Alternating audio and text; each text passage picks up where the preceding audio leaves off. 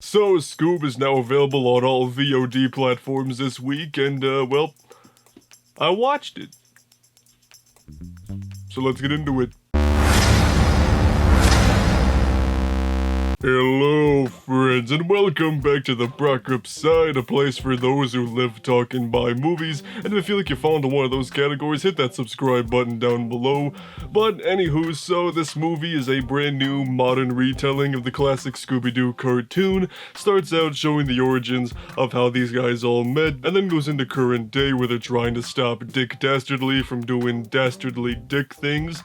And, yeah, I was really looking forward to this movie. I'm a huge Scooby Doo fan, you know, like pretty much everybody on planet Earth. I grew up with the show, whether it be the 60s cartoon or direct to VHS movies, even the live action movies. So without further ado, let's start talking about the new one. First off, seeing Shaggy and Scooby meet for the very first time I thought was really cute, and it was really their chemistry in this movie I think was the strongest element of it.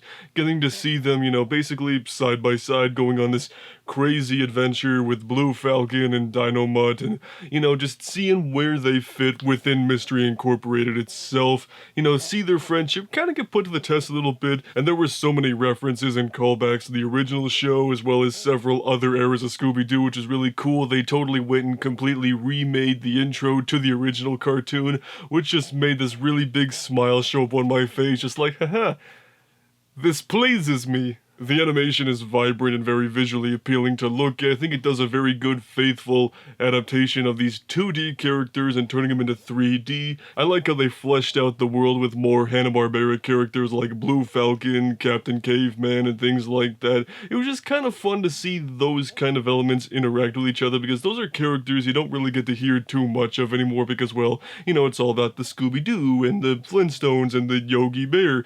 So getting to see some other characters get a little bit of a spotlight was pretty cool. And on top of that, I laughed so hard at so many of the jokes, so it was a very funny movie, and the humor actually went in some places I didn't expect them to go with a PG Scooby-Doo movie.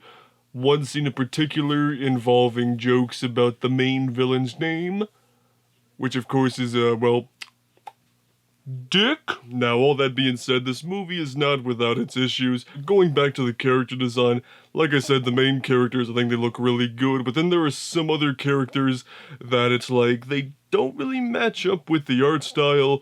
More specifically, Simon Cowell's in this movie, and they just made him look like Simon Cowell, not the Scooby-Doo version of Simon Cowell, so it just looks really weird, the humanoid, kind of like a reverse Uncanny Valley situation. And like a lot of modern animated movies, they go for a little bit more of a modernization approach. You know, they're dropping lots of references to Netflix and Tinder and dabbing, which I know is definitely going to bother a lot of people because, well, Scooby-Doo is a timeless franchise, you know, something that several generations have grown up with and you can enjoy any era of it. So this one definitely is going to feel a little outdated after a while, so some of it did bother me a little bit, but I just kind of shrugged it off because there were so many parts of this movie that I did enjoy, and I get why they would go for like a sci-fi, quasi-supernatural approach with this movie because, well, it's a big budget animated Scooby-Doo movie, so they want to do some things you can't do with the direct-to-video movies or even the original TV shows.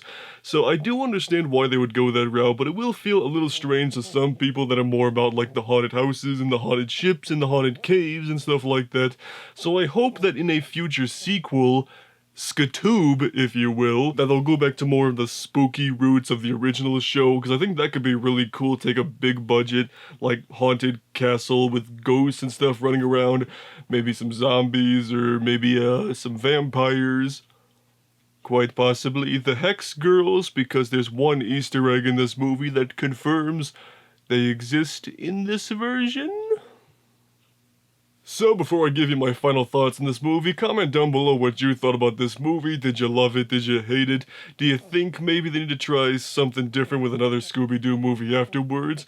But anyway, let's get back to it. So all in all, Scoob is not gonna please everybody. It's gonna bother some people with some of its modern tropes and humor here and there.